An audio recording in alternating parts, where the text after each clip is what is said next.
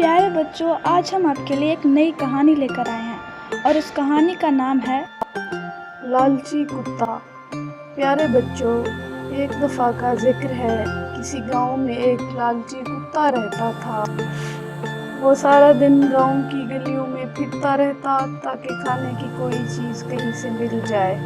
ایک دن اسے قصاب کی دکان سے گوشت کا ایک ٹکڑا ملا۔ اس نے چپکے سے وہ ٹکڑا اٹھایا اور وہاں سے بھاگ آیا۔ اس نے سوچا کہ میں اس گاؤں سے دور جا کے یہ گوشت کھاؤں گا تاکہ وہاں کوئی اور میرے ساتھ شریک نہ ہو۔ چنانچہ وہ گوشت کا ٹکڑا منہ میں دبائے جنگل کی سمت روانہ ہو گیا۔ راستے میں ندی کا ایک پل تھا۔ وہ جب پل سے گزر رہا تھا تو ندی کے پانی میں اسے اپنا عکس دکھائی دیا۔ اس نے سمجھا کہ شاید ندی کے اندر کوئی اور کتا ہے جس کے منہ میں گوشت کا ٹکڑا۔ اس نے دل ہی دل میں سوچا، کیا ہی اچھا ہو اگر یہ دوسرا ٹکڑا بھی مجھے مل جائے۔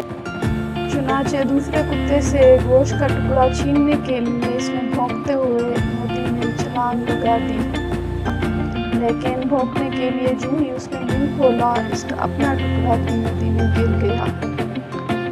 یوں دوسرے ٹکڑے کی لالچ میں وہ اپنا ٹکڑا بھی گنوا بیٹھا۔ پیارے بچوں، اس لیے کہتے ہیں کہ لالچ بری بلا ہے۔